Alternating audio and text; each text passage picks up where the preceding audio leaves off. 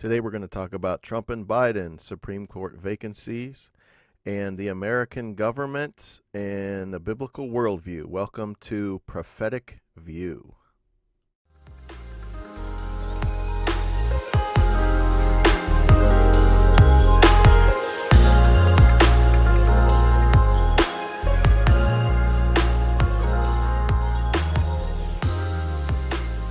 Hey, welcome. This is Dave Lewis from Apologetics from the Attic, and this is Prophetic View Episode 2.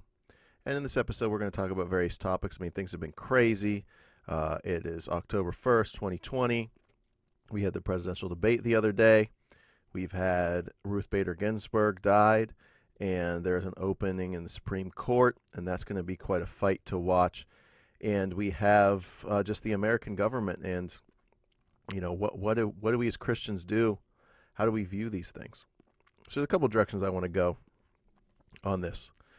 I want to read a scripture here, just one simple little scripture. It's Isaiah chapter 33, verse 22. And then I want to read from this book, How to Destroy America in 3 Easy Steps by Ben Shapiro. Now, if you don't follow Ben Shapiro, you should check out his stuff. He's got a daily podcast you can download. I try to listen to it every day. He has really excellent material, excellent insights onto current events, politics. Real sharp guy. I enjoy his stuff. Anyway, Isaiah 33:22.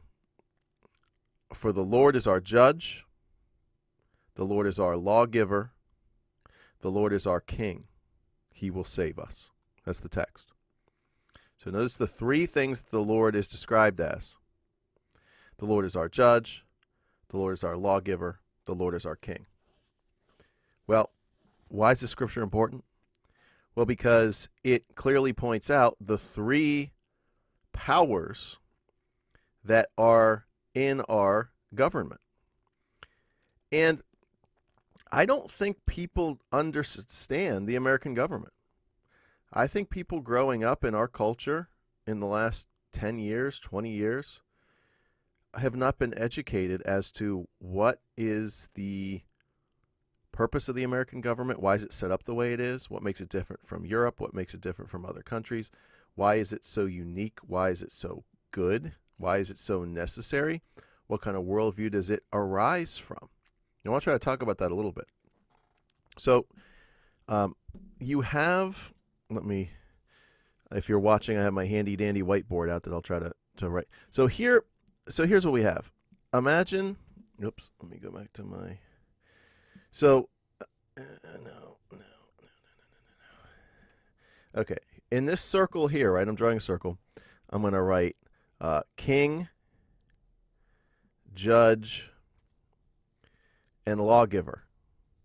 Now, traditionally, historically, in nations for thousands of years, the power of being the king, the judge, and the lawgiver, so the one who makes judgment, the one who gives laws, makes laws, enforces laws, king, that's all was it concentrated in one person, an emperor, a dictator, a king, whoever.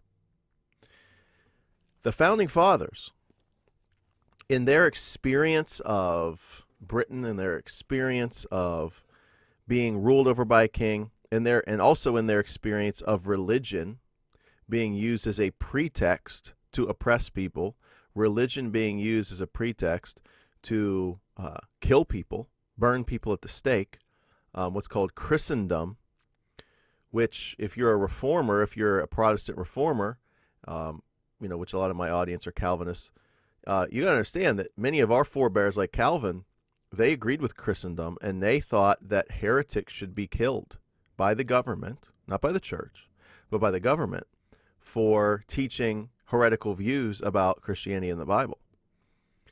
So having experienced all that, the founding fathers, when they came over to the New World, and they had an opportunity to start a new government, they did not want these powers to exist in the same person, in one institution. They wanted them to be separated. Okay? So what they did was they created three branches of government in which these three powers, the power of making laws, which is what? Congress. What's Congress made up of? Congress is made up of two. So even the Congress is split up into the Senate and the House of Representatives. Okay. Then we have the presidency. Okay. That is the king or executive power. Then we have the judicial branch. Okay. Judicial. Okay. So if you're watching, I just took that circle, I split up into three. Now, let's read what Ben Shapiro has to say about this, because I think he lays it out very well on what the point of this whole establishment is. And by the way, what from the Christian worldview contributed to this type of government being established? It was the Christian insight that human beings are by nature evil. Human beings by nature crave power and control over other human beings. Human beings by nature seek to dominate other human beings. And we need to come up with a system where it's harder to do that, and there's checks and balances in place so human beings can't dominate other human beings. Okay? So let's read. This is Ben Shapiro reading from his book. Every school child learns, or at least used to learn, that was Ben Shapiro's words, he said that the three branches of the federal government are designed to prevent the other branches from superseding their designated authority. The legislature was supposed to be where laws are made. That's Congress. The president was supposed to execute those laws. The judiciary was supposed to interpret those laws. Under the Constitution, the legislature was divided between a chamber represented by the population, the House of Representatives, and a chamber represented by the state, the Senate, creating an internal check on the most powerful branch of government. So, the two houses of Congress, the House of Representatives, which is the larger chamber that has, 435 members, I think, that was to represent the population of the entire United States in general. Okay, so it's those who go to the House, it's based on population of the area of the state, and they're sent, and there's much more of them, and they represent the people, the populace. And how often are they elected? Every 2 years. So every 2 years, every single member of Congress has to run for re-election. Okay? The Senate, how often do they have to run? 6 every 6 years. Okay? 6 years and 2 years. And then how often does the presidency change and have to be redone? Every 4. 2, 4, 6. So these guys, they knew what they were doing here. So they're separating this stuff out. Now check out this. I don't know if you knew this. Listen to what he says here. Because the Senate was originally designed so that the state legislatures would appoint their senators, the Senate would represent the state's interests at odds with the deeper ambitions of the House. The 17th Amendment, which based election of senators on the popular vote, idiotically removed the state check on federal usurpation. Now senators no longer had to fear the zealous guardians of state power in the state legislature and could appeal directly to the population, mirroring the motives of House members, which tended toward expansion of federal power. Did you know that? So originally, a senator, a United States senator, was sent to the Senate by the legislature of each state, not by popular vote. And that was changed. That's interesting, right? So, I mean, what does that say about our modern times? Well, so now because the Senate has the advice and consent function to confirm a Supreme Court justice, now you have a situation where the Senate has become so highly politicized because the senator isn't answerable necessarily to the state legislature. The Senate is answerable to the popular vote of the state. So what would change if the senators who were dealing with this Roe versus Wade issue and, who should be on the Supreme Court and we need to have a litmus test, what if they were answerable to their state legislatures and not to the people? I'd wonder what that would be like. In other words, how many senators that are Republican were sent to the Senate by a Democrat-run state? and vice versa. It'd be interesting to know those stats.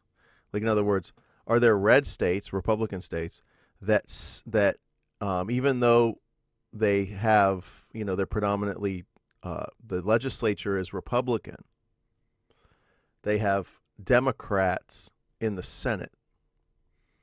Because if they didn't, presumably they would be Republicans in the Senate. But anyway, that's just I'm going off on that. It's just an interesting thing to think about. Now, as Madison put it in Federalist Number 51, in Republican government, the legislative authority necessarily predominates. The remedy for this inconveniency is to divide the legislature into different branches and to render them by different modes of election and different principles of action, as little connected with each other as the nature of their common functions and their common dependence on the society will admit. Furthermore, the legislature would be constrained by the veto power of the president, its own inability to execute its own laws, and the judiciary able to avoid adjudication of laws abusing the constitutional powers of the legislature. So, Congress makes laws, they can't enforce them. And then because it's, and you see this, right? So you see the gridlock that happens, right now, for example, okay? The Senate is controlled by the Republicans. The House is controlled by the Democrats. The Democrats can jam through a legislative bill, but the Senate can say, we're not even going to deal with that bill because we have the power, because they're from an opposite party, and that causes gridlock. Now, something that people really need to understand about our system and how the fathers intended it.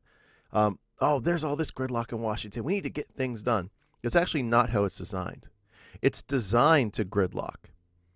It's designed to not move legislation forward because the people are divided. So in other words, when you have the House controlled by one party and the Senate controlled by a different party, what that's reflecting is the nation is divided as to what should happen in the national, body politic. And here's the other thing, just a side issue.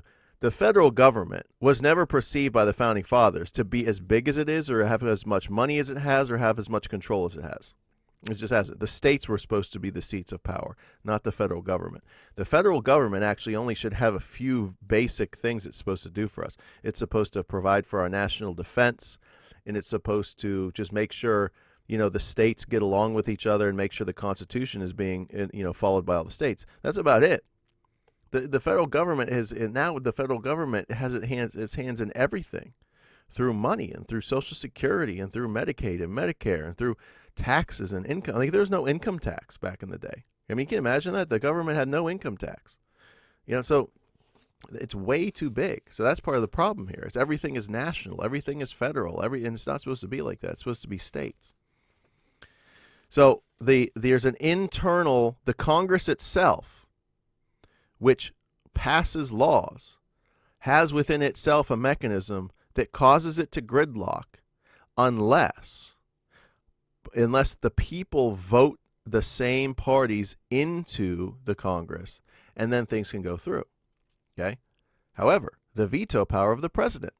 Let's say that, because of the states and the elections, that the Senate and the House are both controlled by the same party. But for whatever reason, the people elect a different president that's from a different party. Well, that president can stop the Congress from acting. But then the Congress has a check on that, right? The Congress can override the president's veto, but they need a much larger majority to do that, which represents the will of the people. So once again, why is this system set up the way it is?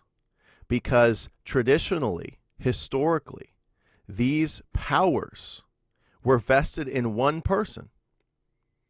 They're separating these out and spreading them out so that they're not as dangerous. Because when these powers are vested in one person, the Founding Fathers' experience was, and we should understand if we know our history, that even is right now, the Chinese Communist government, for example, all these powers are vested in them. They're not distributed into checks and balances. They're not. Let's continue to read. The power of the executive was heavily circumscribed. Under the Constitution, the president has only the authority to serve as commander-in-chief of the military, grant pardons, convene Congress in special session, receive ambassadors, and execute duly passed laws. That's it. So the presidency was a very circumscribed office. Now, over time, the presidency has gained more and more power because of it being allowed to do so by the Congress and ruling by executive orders and doing different things.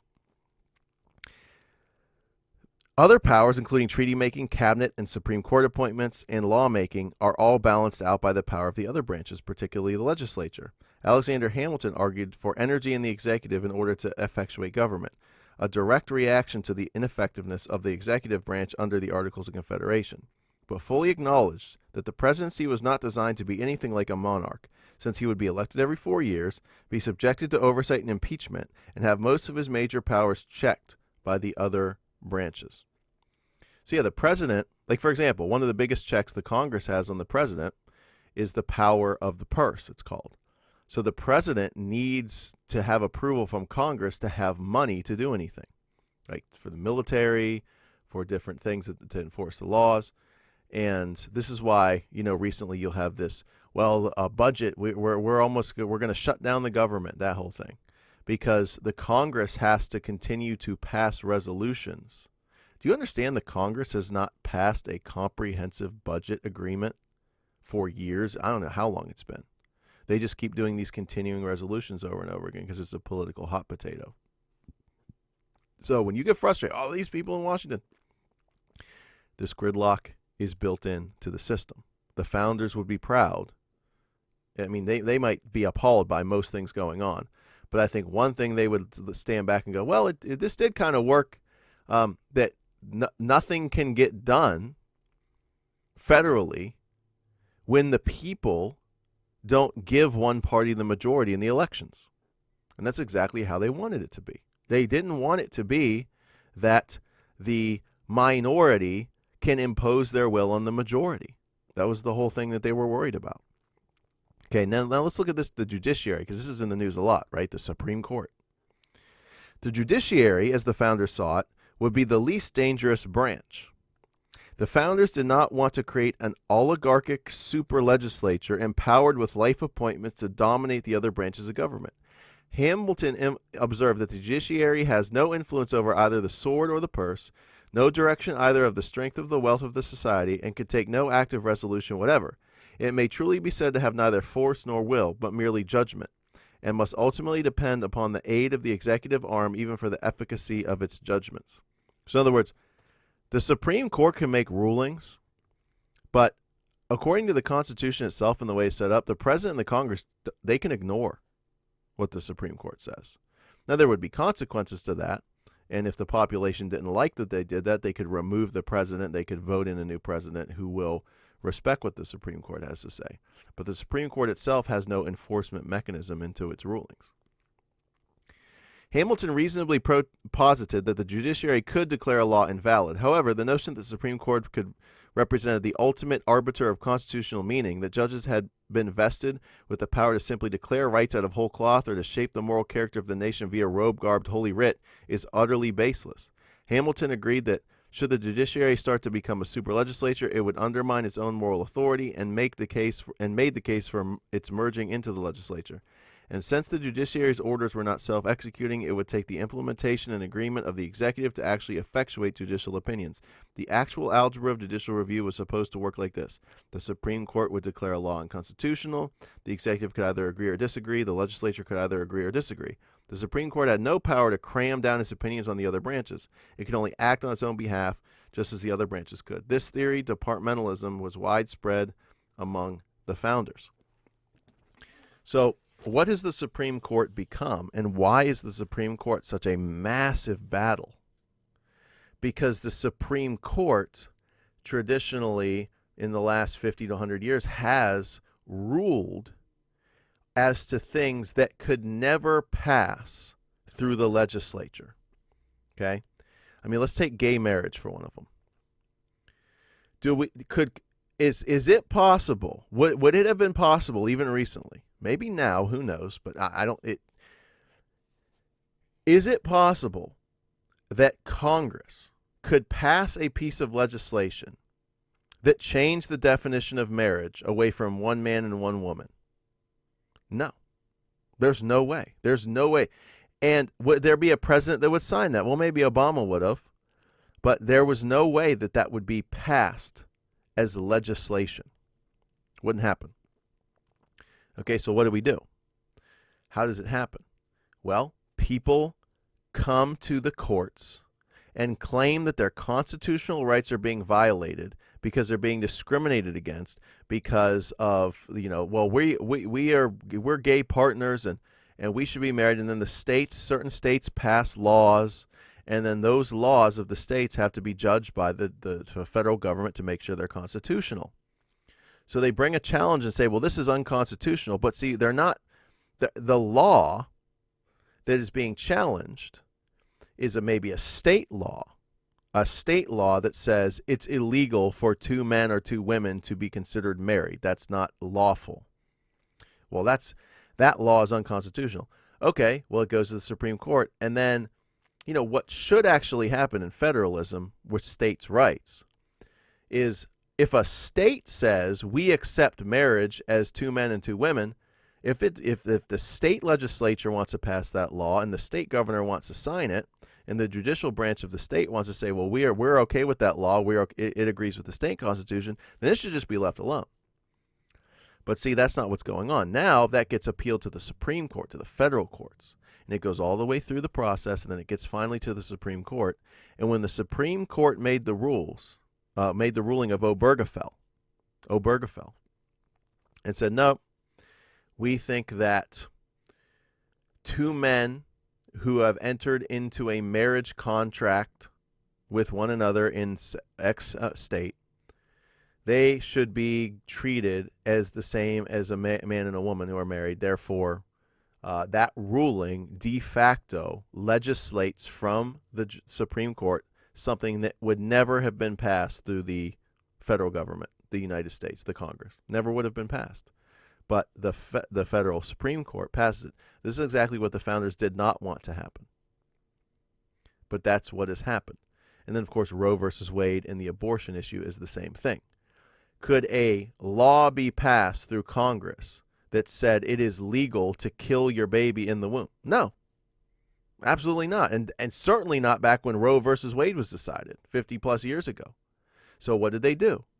Well, there was state laws that said it was illegal, and they found a way to argue to the Supreme Court that it's unconstitutional to deny a woman the right to choose to have an abortion. That would violate their freedoms that are guaranteed by the Constitution. So that's why this is such a huge issue, and it's going to get ugly as the Supreme Court here. It'll be interesting to see what happens in these Supreme Court hearings, because I don't think that the Democrats are going to want to roll the dice and attack this Amy Coney Barrett woman like they did Kavanaugh, because it's too close to an election and they don't want to come across looking as mean and nasty and vindictive. I mean, even in the debate, Joe Biden basically was like, yeah, Amy Coney Barrett, she seems qualified. I don't have any problem with her. She seems great. Like, he didn't even get into saying anything about her. So it seems like, as far as Biden's concerned, he's kind of, well, whatever, it's going to happen. But we'll see if any of the left-wing Democrats on the Senate Judiciary Committee end up coming out and start attacking her. Because, many have said that Kavanaugh's hearing did not, the Senate actually was strengthened with Republican control because of the Kavanaugh hearings, that people lost their seats over that, and it was strengthened with the Republicans because the voters just did not like how Justice Kavanaugh was treated in those hearings. If you remember those hearings, that seems like so long ago, doesn't it? But that was only a couple of years ago. That was completely nuts what they did to Kavanaugh. I mean, it really was. So let's continue to read. Let me check on my time here.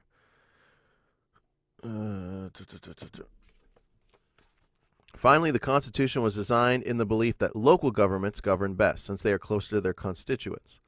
National government would have the ability to protect individual rights of citizens against the gravest state usurpations. This, for example, was the intent of Article 4, restrictions against states abusing the privileges and immunities of citizens in several states, as well as the grant of federal power to guarantee every state in this union a republican form of government.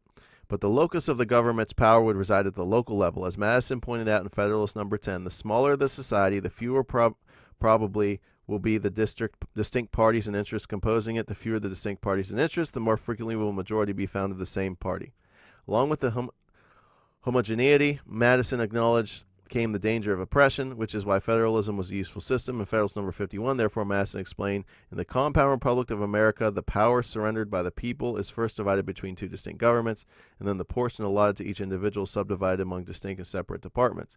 Hence, a double security arises to the rights of the people. The different governments will control each other at the same time, will be controlled by itself. So basically, what's the role of the federal government in terms of the Founding Fathers? It's simply to keep the states from overstepping their boundaries and violating the inalienable rights. And, this is more basic, the inalienable rights. So the Declaration of Independence actually represents more of the underlying philosophy of the American Constitution and experience than the Constitution itself.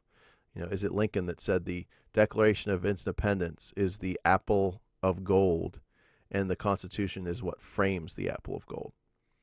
So we hold these truths to be self-evident, that all men are created equal, endowed by God by certain inalienable rights, among them life, liberty, and the pursuit of happiness. So that's a little civics lesson as to the separation of powers. I don't know if I've been very clear or not, but this is what's going on in our country at the moment. The Lord is our judge, the Lord is our lawgiver, the Lord is our king. Now, what's the problem in our country? Well, even the Declaration of Independence itself, you have to fill in the meaning of what does it mean to have life, what's it mean to have freedom, liberty, and what's it mean to be happy. So if the government is instituted among men to protect these rights that precede government, in other words, government doesn't give you these rights, they are given to you by God. That's the other thing. The Declaration of Independence mentions God. Okay? And even though the Founding Fathers were deists, the consensus among them was that the Judeo-Christian worldview and understanding of who God is was the true, or the best. I mean, whether they would say it's true or not is irrelevant. It's the best. The Ten Commandments, and the Ten Commandments were seen as a basis of morality and should be enforced in a society. And is that going on anymore in our country? Absolutely not. Absolutely not. There is a total breakdown of a consensus that morality and in the Judeo-Christian tradition fills in what it means to have abundant life, a life that's worth living, a life that makes you fulfilled, liberty, freedom. Freedom to do what? Okay? Because we have in our country now, well, I have the freedom to kill a baby in the womb. I have a freedom to marry someone of the same sex. I have these freedoms that you can't take from me. So they're abusing. That's not a God-given right. Okay? And then you have happiness. So, Twitter. Gotta love Twitter. So, here's a couple comments I wanted to, part of this program, Prophetic View, I do want to go through my Twitter a little bit and just share a few things that stood out to me. So, Dr. Michael Brown, if you follow Michael Brown, you should. He's got some good insights on things. He says, so Ruth Bader Ginsburg passes away at the beginning of the Jewish New Year. As the shofar blast is heard, and Amy Coney Barrett is announced as a replacement, as shofars were being blasted at the return event in D.C., watched by tens of millions globally. Coincidence? So Michael Brown is connecting the Jewish New Year to these events, these, world-shaking events, as he's calling them. Is that true or not? I don't know. James White. This is interesting. Listen to what he says here. He says, can any nation survive that is filled to the brim with people who hate mothers, hate children, hate marriage, hate adoption, and hate everything that's good and honorable?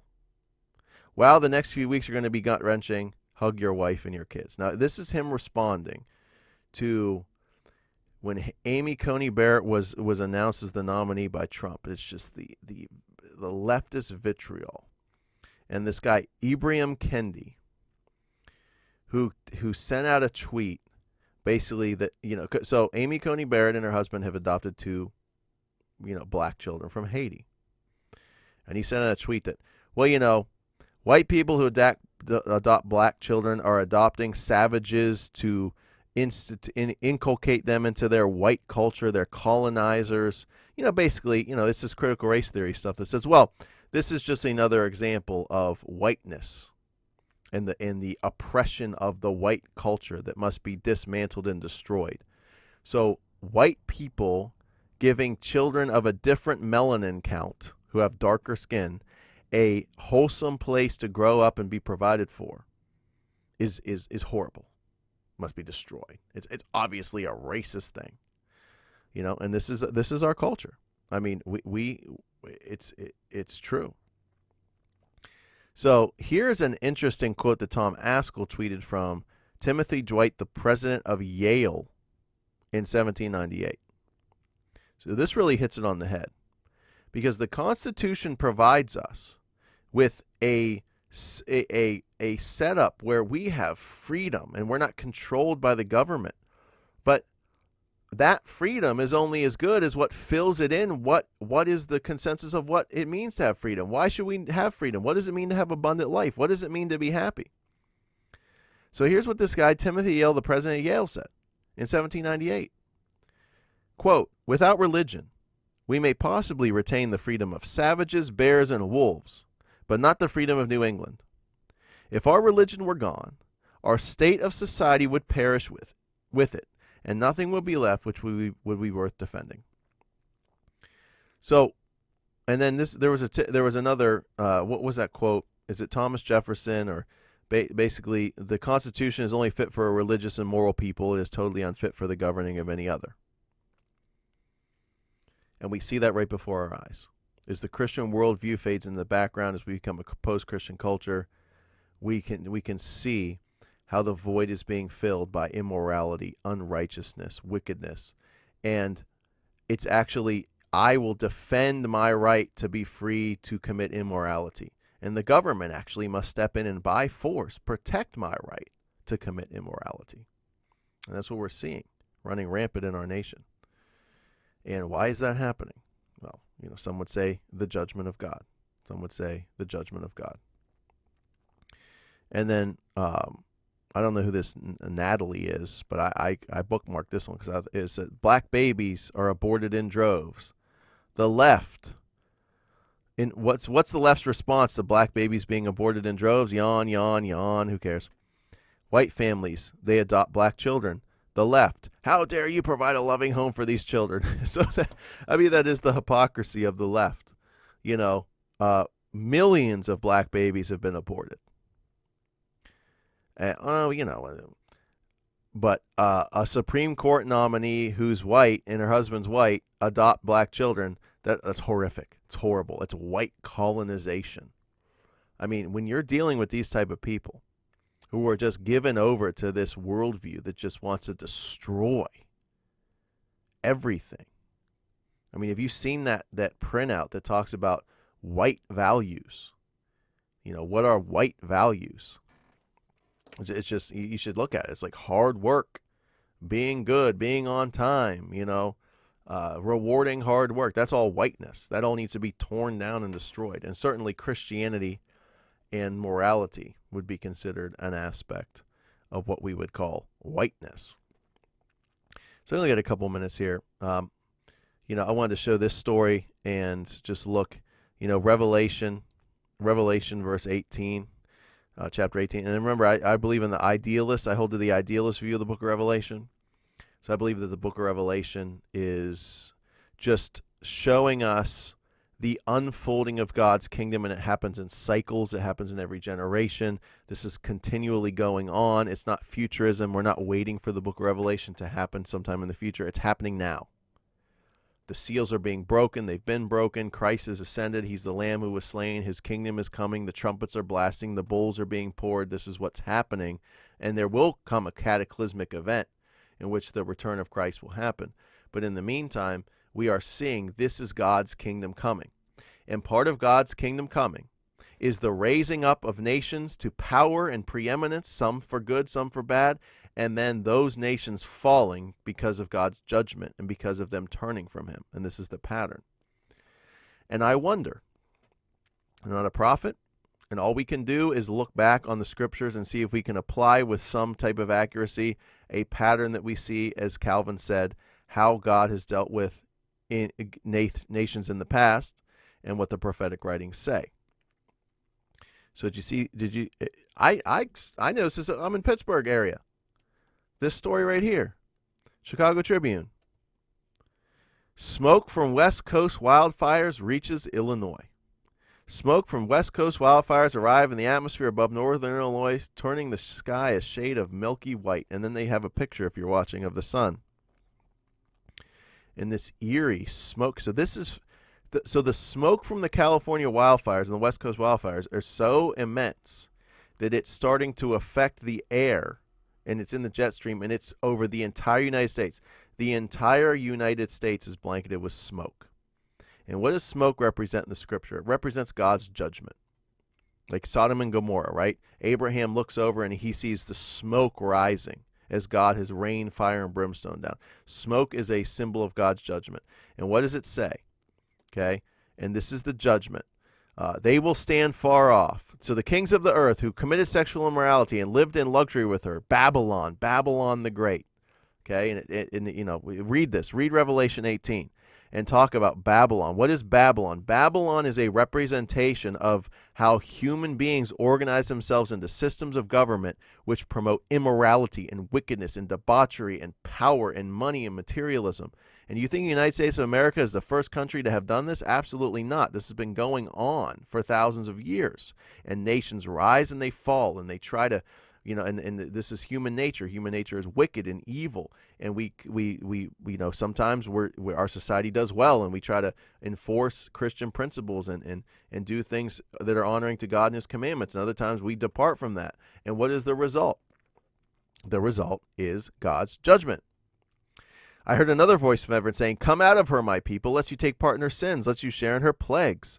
For her sins are heaped as high as heaven, and God has remembered her iniquities. Pay her back as she herself has paid others, and repay her double for her deeds. Mix a double portion in the cup she has mixed. As she glorified herself and lives in luxury, so give her a measure of torment and mourning. Since into your heart she says, I sit as queen, I am no widow, I shall never see mourning.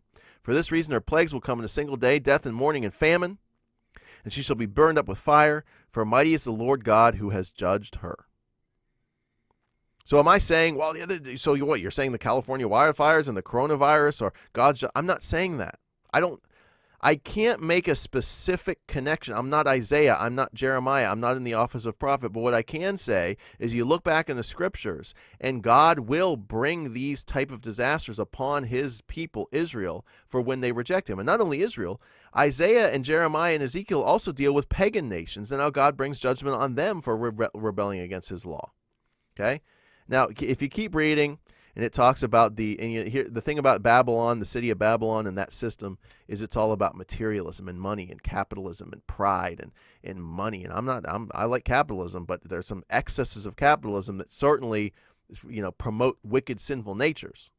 Okay. Now, socialism is much more wicked, and communism is much more wicked because you concentrate the power of who gets what into one person or one group of people, and they end up killing people.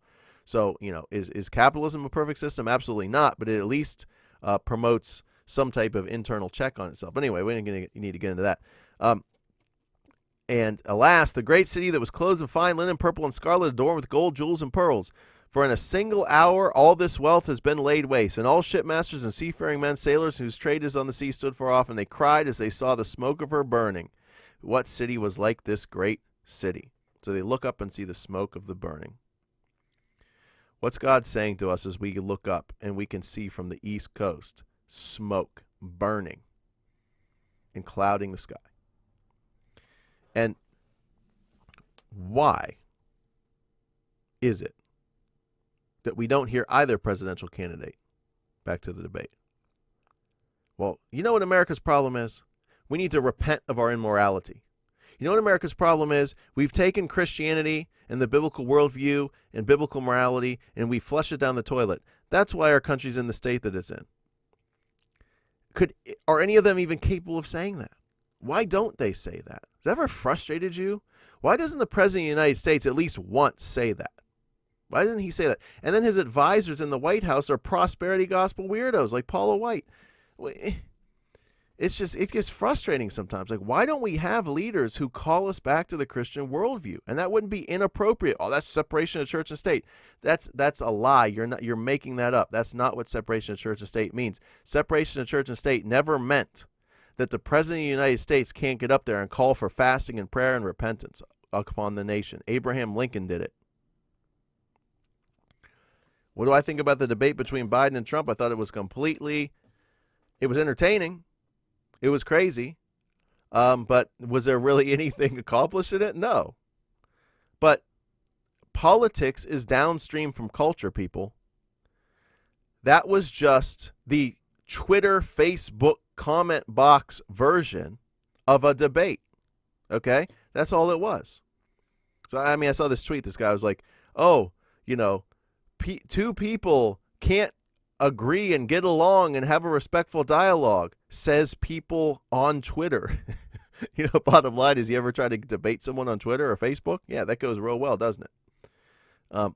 So, I mean, and then presidential debates have been stupid for years anyway. They should be a regular debate format. 10-minute opening statement, 10-minute opening statement, 10-minute rebuttal, 10-minute rebuttal, a little bit of cross-examination, and then closing statements. That's what it should be. You have 2 minutes to answer. Oh, you have 2 minutes to answer. It's the stupidest format ever. You're never going to get anything done with that format. That's a completely retarded format. But anyway, that's all I have time for today. Sorry I haven't checked in lately. Thank you for joining me for the Prophetic View. Please like and share, and we'll see what happens. We'll see what happens. We got the Supreme Court. We got the election coming up in 30 days.